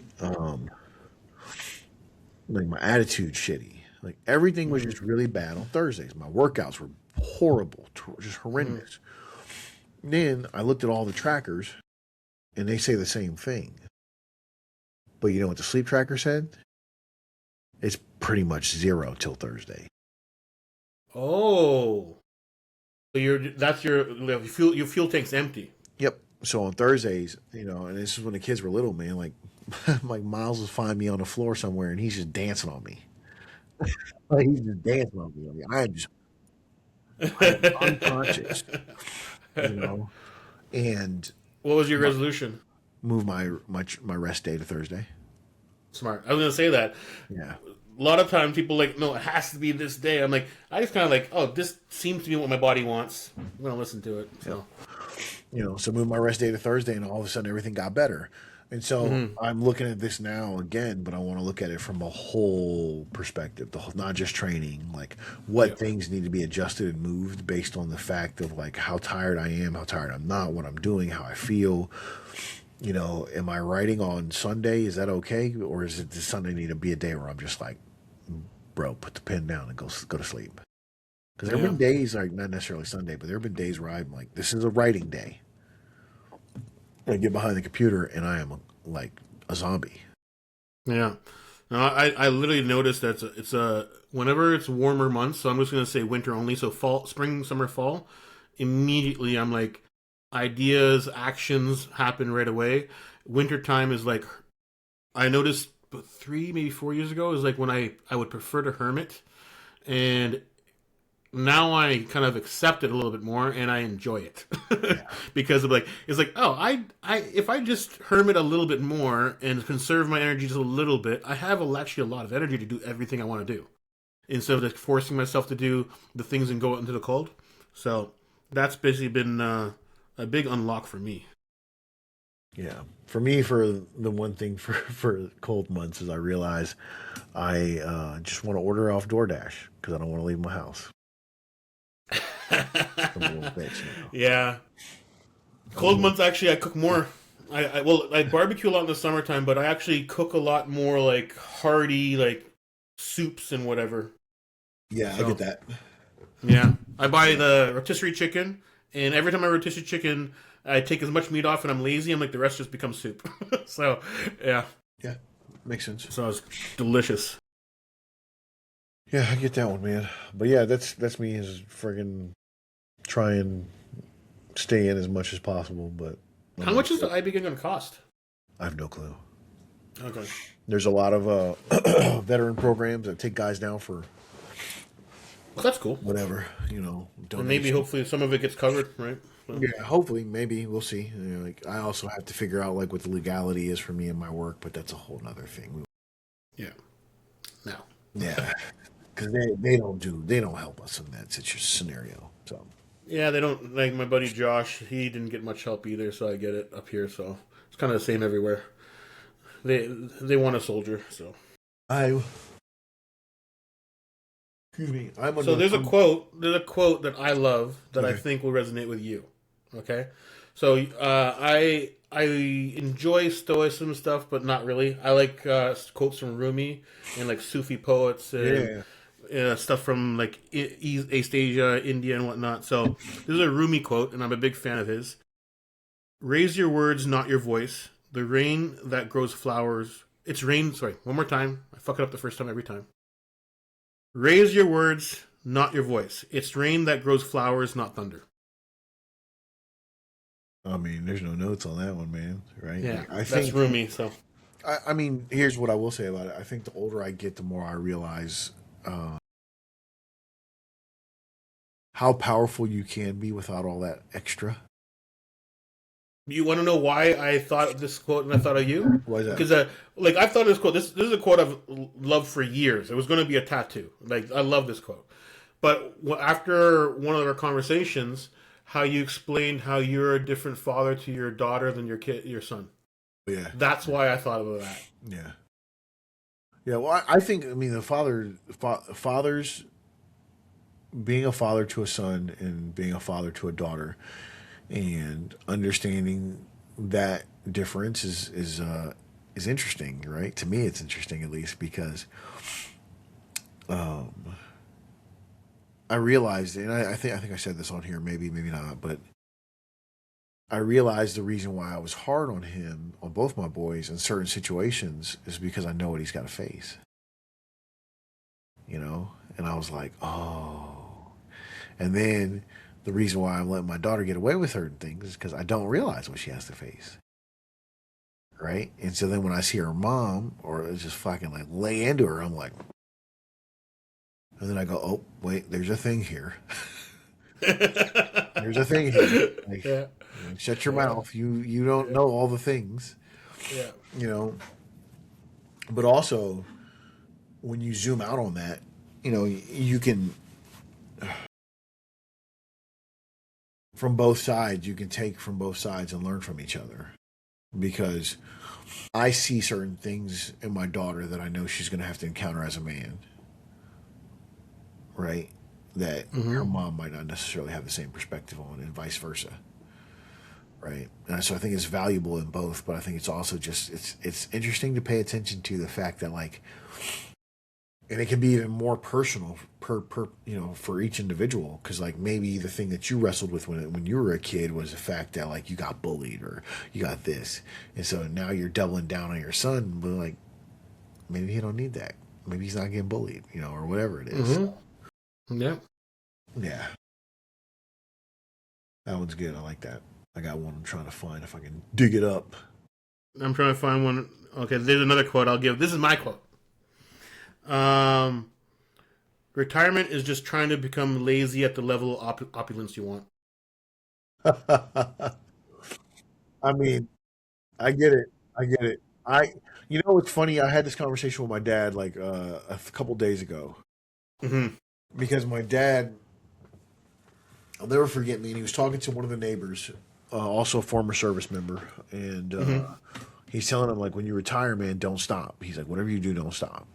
Yeah. He's like, if you stop, you die. And I remember being like listening to my dad tell this guy this story, and I'm like, what's this old man talking about? Crazy ass How old were old man. you? Oh man, probably 16, 15, like Okay. something like that. Yeah. I'm just thinking like, why is this old man telling this guy not to stop? Like, I thought the whole point of retiring was to chill. And now you're like, wait, I get it.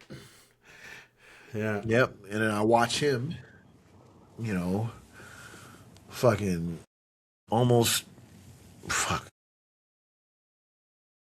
I mean, he's not closing in on 90, but like the dude is, you know, in Yeah. 1944, man. He's a workhorse. He's a workhorse, man. When we moved the house, I knew if I didn't show up early, he would move everything by himself. Yeah. I knew for a fact. I was like, nope, I got to get up and go now because he said 8, which means Yeah. he started at 7. Yeah. You're already late if you showed up at 8, right? So. Yep. Yeah. I get that. But the reason why, again, when I try to make my own little quotes or sentences, that I try to make the sentence hold true for everybody's scenario, right? If you want to, like, the level of opulence means like to the edge of your requirement to be lazy. If you want the truck, if you want the travel, if you want that, that's a different level of laziness. If you want just to stay home and watch TV and do nothing, that's a different level of laziness, right? And different level of opulence. So, Yeah, absolutely. Hold on. do you have one that you made, or is this one you've seen? I actually have, it's funny. One of the guys has been writing down my little quips, and I had him send them to me because I was like, I don't know what the fuck I be saying. These are the video ones you said they put out. No, these are just things I say around the office, man. Oh, got it. There you go. And and so when he did it, I was like, oh. When he told me he's like, I got a bunch of stuff that you say, and I was like, I never thought about it before, and so now Hold on real quick. I'm gonna pull it up. Well, this is gonna be fun then. That's good. You know, it's funny. 4 years ago, because I was just talking like a normal dude in a group setting or whatever, and this one person was like, "I want to record our conversations and turn it into a book." I'm like, "What?" Like you just talking off the cuff, right? You don't even know what you're saying half the time, and that was like the and that's happened to me a few times, situations like that where people brought up like, "Oh, you said something," but that's the one that stuck with me, and after that, I noticed it more. Right? Yeah. All right, so I got it because I had to translate it with AI because his handwriting's so bad. That's good AI then. Hey, listen. I've had to do it myself. Here goes. So the first one, as you get smarter, you just build more prisons for yourself. That's Yeah. good. That's good. There's nothing to argument there. There's no Yeah. argument there. Yeah. Um,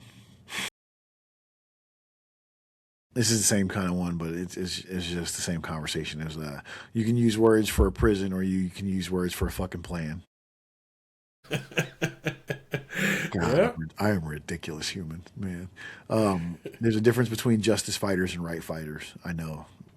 I'm always yeah. It was for that one there. There's probably a context to the conversation for sure. Not really. I mean, there's two concepts for it. It's so That one I would whenever like you to explain on just because I think a lot of people when you hear that they won't hear the difference between justice and right. I mean the idea would be once upon a time ago it was justice to own a slave. It wasn't right, Mm. right? You know, but also right. Like I've told this story before. Like um, so I won't go into detail. So let me see how I can do this one. So I had a guy who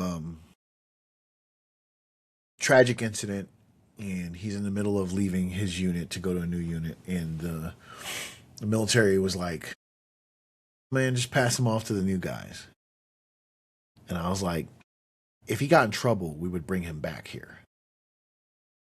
But he's not in trouble, but he's going through the worst situation of his fucking life, and you won't help him." And they were like, "Well, rules, policy." I was like, "There's right, Mm-hmm. and there's what you're doing. Mm-hmm. Just because the policy says it doesn't mean anything." And so my point in a leadership context is if policy, law, and written things matter more, then I don't need you as a leader. I'll just follow the policy. Mm-hmm. We don't need you. Why are you here? Yeah. If policy rules all, Well. go home. Go home. The rule is what it is, right? So, but then, and so what I would do is whenever I would get like, because you in the army you lead in command teams, so it's two of you, Okay. Okay. and so whenever I would get a new commander, I would be like, I would wait to evaluate him to see like, are you a right fighter or are you a justice guy? Mm-hmm. Because I wanted to know, are you gonna do the right thing or are Yeah. you gonna do the thing by the book? I've always looked at it like that, right? Like because I learned. No, but I think you needed to explain that because I don't think even I just like okay that makes sense, Yeah. but how you put it now it holds more weight because there's a real explanation to this, right? Yeah. Because like with what you just said, it sounded cool. Don't get me wrong, it Yeah. sounded really cool. So it's one of those things that's great, but I think the explanation matters Yeah. because I think it wouldn't hit the same. Yeah. It's I understand that it's what I think is normal isn't always normal because when I go in and do some of this leadership stuff and I tell guys this one, they're like, and then you can see their face be like, "Oh shit!" Like right, like whoa. Yeah. 'Cause- and I think it hits even harder when you put it in perspective of like I had a boss who I did not enjoy. who We all came have in those. and he's like, we're going to say yes to everything. And I flipped. And I was like, hey, if we're going to say yes to everything, you should go home. Because I don't need you. Why are you here? If we're going to say yes to everything, like, there's no impediment. There's nobody who's got my back. There's nobody who's going to step up for me. There's cool. 101 things. Yes. Get them done. I don't need you. Mm-hmm. Because to me, that is one of the not optimal, that's the wrong word. That is one of the biggest points of leadership, is that I am here to protect things from like what's important, what's not important, be able to distinguish between the two, or this word that we call priority.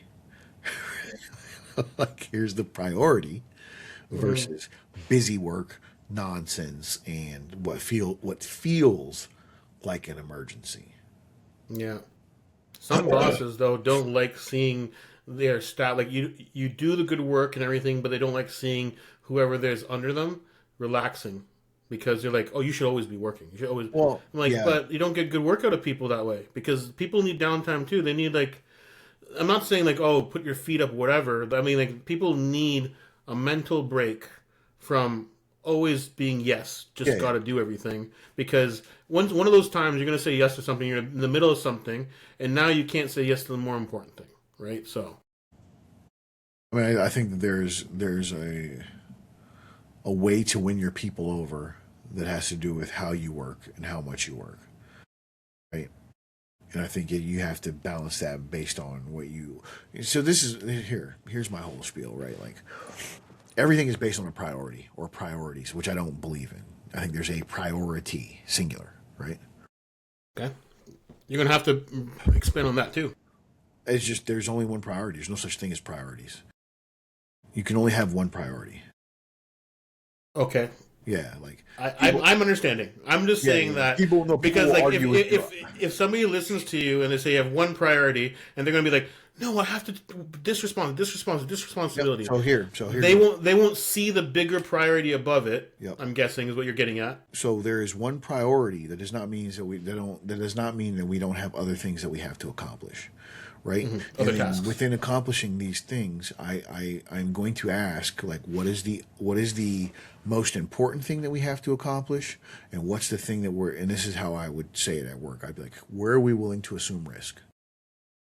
Where are you willing to assume risk? All right, and what is a no fail? So now I have my boundaries. Mm-hmm. We can assume risk on these three things. We know that I cannot drop the ball on these three things. Mm-hmm. And then there's the ultimate priority. And so Mm-hmm. now I have my framework in how in which I have to work. So if I get to Thursday and it's these things over here that we're allowed to assume risk on, and my guys are burnt the fuck out, guess what we're doing on Thursday? We're going home.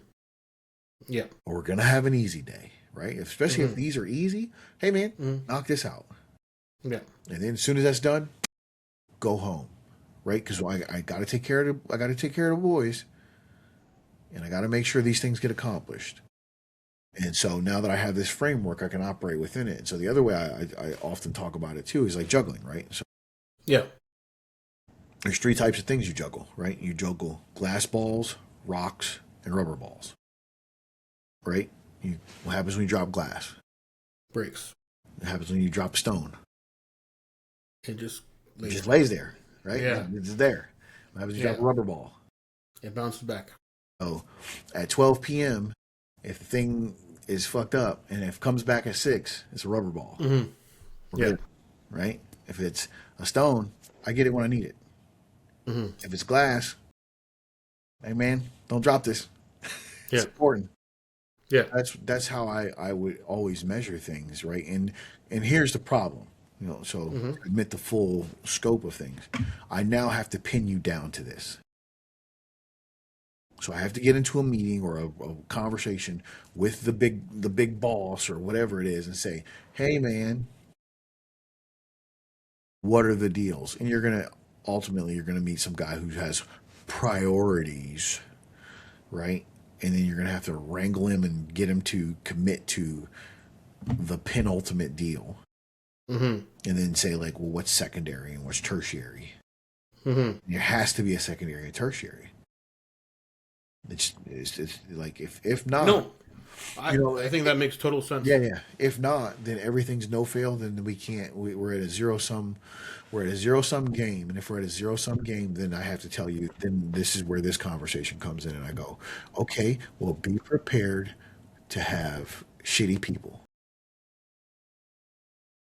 I will get you your result, but your result was going to result in a mass exodus of humans, Mm-hmm. or at Yeah, the or at the very least, everyone's unhappy. Morale will improve while you're being beaten. sure. Yeah. No, I just want you to explain that because that makes a lot of sense, and like I relate that to my approach to getting goals done. I have an overarching goal, and I didn't say priorities. I always say overarching goal. That goal is somewhere in the distance, and then there's a bunch of tasks I have to get done along the way to get to that goal, right? And the tasks that get prioritized, as you knock them off, that goal just gets closer, right? And that's how I have always approached things to get big ideas done, even if it was like getting into investing or just saving money up. There's a plan to make that happen, right? So I think what you said, I agree with there being one priority. I do Yeah. 100% agree with that. So for goals, man, I set it up a bit different for me personally. Mm-hmm. I like I kind of use like two goal frames. I use the typical SMART goals and all that bullshit. And then there's this thing called Whoopee that I stole from Ben Bergeron. Never heard of it. Go for it. Here, we'll run through it real quick, and then I have my own, which we won't talk about today, but we'll No problem. we'll do a whole thing on it because it's part of the app. Well, there you go. Okay. Yeah, the for me the goal thing is because what we talked about before how we have different verticals. So I'm not saying that there's one overarching goal for life, even though there kind of is. But like, there's one for health. There's one for this. There's one for this. Yeah. And I guess that feeds into the bigger goal still. That's even a bit beyond those goals. Yeah. But like, yeah. So Yeah, I have. So I personally, for me personally, I split it into four quadrants, and then I start building everything out like there. So this Ben Bergeron one that I usually use with clients and people is like it's called Whoopee, and it's the wish or hope. So this is what the acronym is: wish or hope. So WH, outcome O, obstacle O, P plan, I identity, E execute.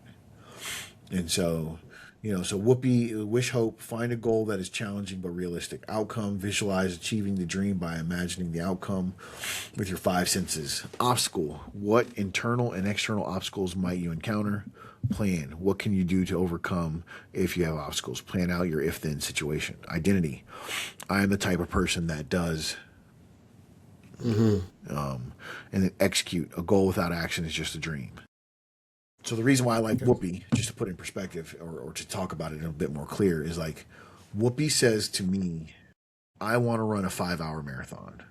So then I lay out before you what this plan looks like. And you say, that costs too much. So I go, you still want to run a marathon? I go, yeah. I say, okay, what about a 6-hour marathon? And I lay it out before you and you go, almost. I can't do Sunday. And then I go, okay, can you do 2 days a week? And you go, 2 days a week. I said, 2 days a week, 6-hour, 15-minute marathon. You owe me 2 hours or 2 days a week, and you got to fix your diet on Saturday. Just one day. I don't even need you to fix your diet all week. Just one day. And they go, got it. Right. So that gives me to assess somebody like you still want the goal. You just don't want what it costs at the fucking fringe. yeah. Right. And then like what I think you were talking about, which I really dig, is like process goals.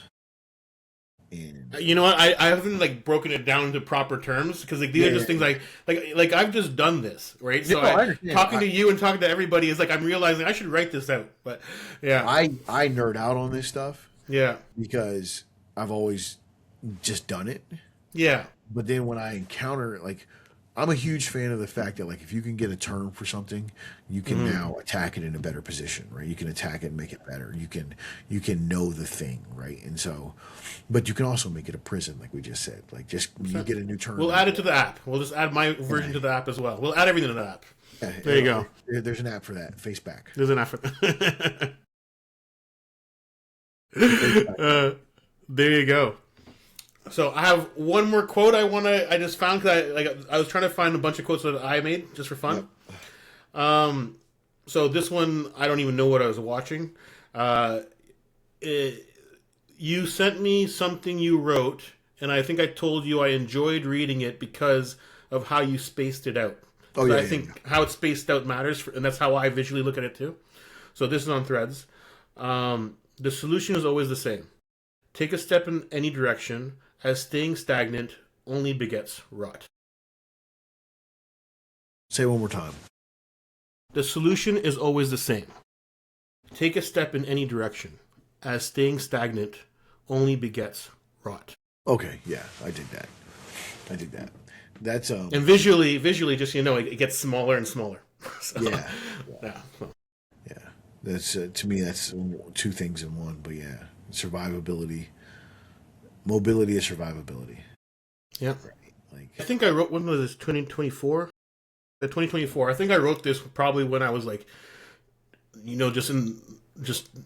trying to figure out what I want to do. I'm just sick of just being in PTSD. I'm like, I need to fucking do something. That's all. Yeah, I get that, man. Like, I think action. I mean, dude, I'll never be the guy who says I think action is the key. I'm also a guy who likes to think a lot, though. But I think you have to spend a significant amount of time thinking, and then act. And then you also have to be able to discern the difference and be like, there is no time to think. Sometimes it is just get the axe and just start chopping. Like there is no smart answer sometimes. Sometimes the answer is calloused hands and a lot of sweat. Yeah. And I also think, again, like you said before, and how many people have said the same thing, you can do it tired. You can think while you're doing something else. Yeah, but so I think the thing I'm biasing towards is the fact that like some people think you can always think your way to an easier solution. Oh, okay. I get what you're saying now. Sorry. Yeah. I was perceiving it like, kind of like, I can go for a walk and think. Yeah, that's what I like. That's what I like. Sorry, okay. Like now I understand. When you have a problem, yeah, right, and then there's always a guy who's like, let's think about this before we do it, and I think that is an appropriate action sometimes, right, depending on the context and nuance, and scenario, whatever. But then sometimes you can look at this thing and go, oh, this is just a monster. Yeah. Start swinging. Yeah. You know why I went the other way is because I just had a talk with my mom recently, and she's talking about how in India and growing up even here back in the day when kids would have to walk home from school or they would have the bus ride home, no phone, something might have happened at school. They get home, their parents are working, they're just chilling watching TV. They have all this time by themselves to think and process before the parents show up to actually be angry about the situation anymore. Where now something happens, right? So, and they don't have time, that space that was just built into, process something that happened, right? So that's very valid. Yeah, that's why when you said that, I was going the other way because of the conversation with my mom recently. So I like that a lot. Yeah, I dig that a lot. Yeah, because now you're making me. Because now I'm in my bag and I'm thinking about like how many days I walked home, like just gears just on fire, just. Right? So, and like, I didn't walk to school, but I had a long bus ride. So the bus ride, you're just sitting there, you're just like sitting in it, and you can't do anything. You're just sitting in it, right? When you had an annoying day at work, or not work, sorry, school, or something happened at the beginning of school. There's no cell phone, there's no contacting mom or dad or anybody, and you had to be with it all day, during your lunch, during your recess. Yeah. And you're like, oh, this is not a big deal anymore. So by the time you get home, like, it's time to watch X-Men. It was good. So, yeah. So that's what I was getting at. Like when you said that, like I was going that way because of the conversation with my mom. But what you said also holds very true, 100%. So, all right, I'll drop 3 and then we'll wrap this up. Yeah, so let's hear some quotes from you now. Actually, it'll probably be more than three because two of these are really fast, but they're ones I really dig. Hmm. Strong beliefs held loosely. That is one of my really big ideas for how I try to live my life, man. That's a good one. Yeah, I have a lot of strong beliefs held loosely. I'm not. There's few hills I'm willing to die on. Hmm. Right. Do you find that when you're older, you have less hills to die on, or more? I do. I notice my friends are the opposite. Really? Because Yeah, I've noticed I've have less as well. yeah. I've noticed that so many people have become so resolute in certain ideas that I'm just like, oh man, it must be really. Is the politics in the states kind of getting worse like that? Is that why, or what? Yeah, for sure. For especially Yeah, political things or things that even yeah. aren't even political, but they somehow have managed to become political. Right? Those are the worst ones. Like health. I can imagine a few. Health. Oh wait, yes, that's the thing in Yeah, the states now. like Yeah, so. Here, I'll I let saw a post about this actually, and it was like I was baffled by that. So Well, so I had a bunch of my friends go in because I I was like, seed oils aren't the enemy, and they were like, what? And they got all up in arms, and I was like, this is stupid. I was like, this is really dumb. Like, and they were like, well, how can you say this? And I'm like, listen, I've helped people lose weight. I'm not going to say I'm a guru, but hmm. what I would say is, if you decided to help your friend lose weight, and you went over to his house, and the first thing you did would be like, get rid of these seed oils, I'd be like, you should fire whoever that is. And America's your fat friend right now. So in this context, Hmm. America's your fat friend. You've gone over to his house to help him lose weight, and you said, "Hey man, seed oils." Yeah, You didn't say I fix your sleep. You didn't say fix your caloric intake. You didn't say walk more. You didn't say fried foods are gross. Yes, fried foods and seed oils are hand in hand, but it's specific, and you have to be specific. And you didn't say any of that. What you said is seed oils are bad and dyes. And then this weekend, I posted it because I don't know if they have them in Canada, but like Doritos and some of these other companies that have. we actually have way less dyes and stuff in Canada. We actually have Yeah, less. so Yeah. Doritos promised to have less dyes in their stuff. So now they have a new bag of Doritos called Naked Doritos that don't have the dyes, Hmm. right? The entire shelf is packed with them. It's like no one's purchasing them. Go figure, people who like Doritos aren't worried about fucking dyes. There's a bigger problem to fix. I eat Doritos. Yeah. Not all the time, but when I eat Doritos, guess what I don't want? One that doesn't taste like Doritos. It's like when Pop Tarts came out with fat free Pop Tarts. What? Stop it. it, Stop adding protein to my it was always supposed to be a dessert. yeah. Treat it like a dessert. Like stop adding protein to my stuff that's whatever. Stop taking away the fat. Like keep with the sugar free drinks. I like that. Yeah. I'm on Yeah. board. But like, bro, like come on, man. No, but But it's 100% true. It's a lot of people like again. Oh, you know what? Okay, so your friend that's overweight, you're telling him seed oil. So let's say he switches the seed oil out for the exact same amount of olive oil. Like everything else stays the same. 100%. Yeah. Like there's a lot of other things to remove before seed oils becomes the thing that you should tackle. listen, Like along I the way, do it. Yeah. I cook with all that shit. Beef Hmm. tallow, avocado oil, Hmm. seed oils, all of them. I use it all because I like the way some taste. But I am not under some delusion that this is making me healthier. And, and so I will caveat this before I move on.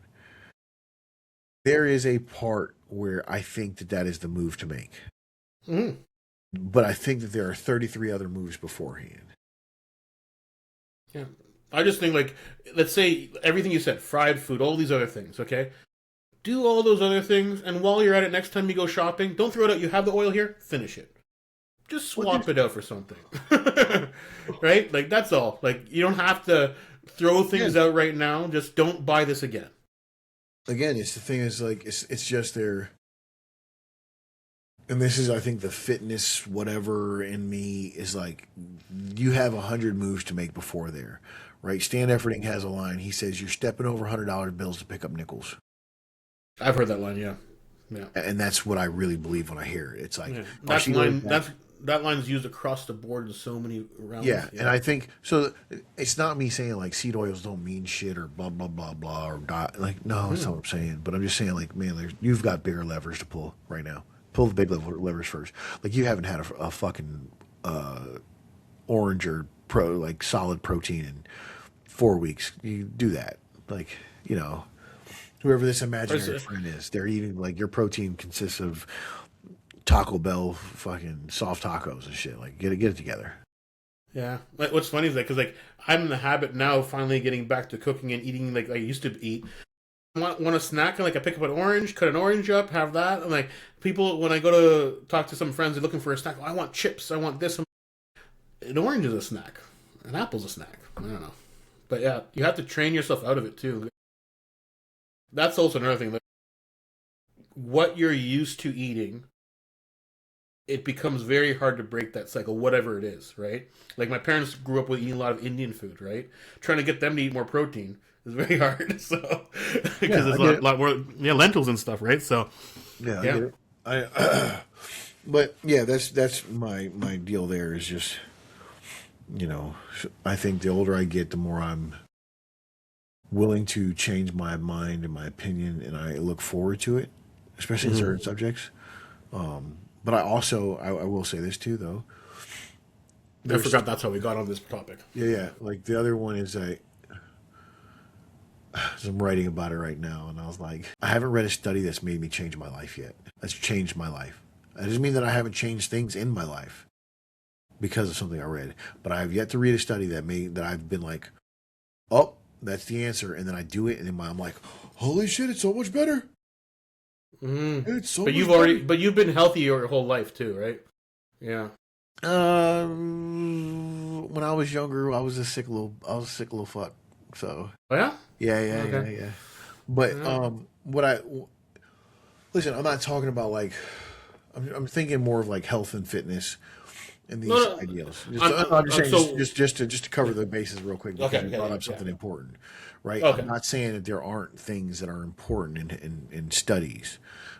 My only thing is that, like, we read and hear all these studies, especially at a surface level, lay person, you know, drink wine every day because it increases your heart health, or blah blah blah. Oh yeah, I remember that. Yeah. You know, like all these things, and I'm just saying, like, bro, like, I have yet to encounter a study that, when done, it makes me wake up the next day and be like, it's so much better. Yeah. So the thing I'm actually writing about when I'm talking about this is just doing things for the enjoyment and things that feel good. Right. And so, like, the idea when I first started writing this was because everybody's like, don't stretch. Stretching's not good for you. And I say, I don't fucking care. It feels good. Yeah.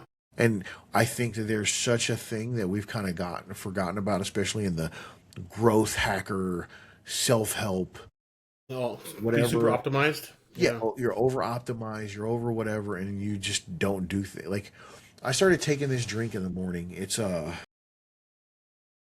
The one you post? I think so. I think I posted it a couple times. The bottle? No. This is This is a self-made, like, health drink. Okay, concoction. Okay, got it. Yeah. Like, it's ginger, lemon. I don't remember. I have it downstairs. Honey. I make it every morning. Take some warm water and apple cider vinegar, and throw one back. Somebody's like, "Why you do it?" I was like, "It feels good." That's my answer. Yeah. Why are you doing that one thing? It feels good. Yeah. And that's kind of just where I'm at. It's like, I know it feels good, so I know I'm gonna do that. And I don't mean feel good in the way Reese's Fast Break feels good. Like, you know, that feels good too, but. Yeah. Today I was not. There's a few things you said today I was not expecting. So there you go. That's good. Yeah. All right. So I'll move on. And I guess I'll hit it with these last couple. Can't versus won't. This is a thing I learned with leadership stuff a long time ago, man. And that's I can fix can't, right? Mm-hmm. I can't fix won't. Yeah. And so as soon as somebody's a won't, they gotta go. And so that's one. And then here's a fun one. Or fun. These two I'll go to. I got more too, so keep on going. This is something you and I have talked about, but I I stand by this. This is a hill I'll die on. Here. Okay, there you go. All right. If philosophy doesn't make your life better, then it's just a collection of fancy words and sitting around mentally masturbating. Yep. 100%. Die on that. I will also say this: it's okay to do that.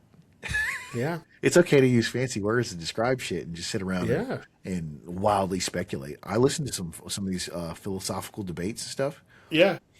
and I think it's cool. I think it's fun. But if you're not doing the other thing, This comes down to what you said earlier about sharpen that sword, got to use it. yeah, Yeah. I got one more, and you can do the other one after if yeah. you want. Let's hear it. It didn't fail. Maybe you didn't want to do it anymore. There's a whole bunch of that out there. Yeah. That's a I think this has been repeated so many different ways. yeah, for sure. But I like Yeah. that. I like Yeah. that. That's true. Yeah. Like there's a lot of people who are like it's broken. It's like my kids when they don't want to do shit no more. It's like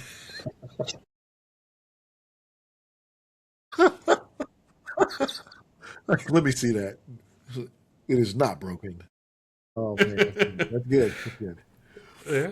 Um, here goes my last one, and this is not a me thing. I heard this many years ago. There's good dudes and there's good motherfuckers. Good dudes you have a beer with, good motherfuckers you go to war with. Sometimes you get to be both. Most of the time, you're just one. That's, That's a good way to end off right there. yeah, that's it, man. Well, I will see you next Monday, not Thursday. Monday. Yeah. Because I will get some sleep this Sunday.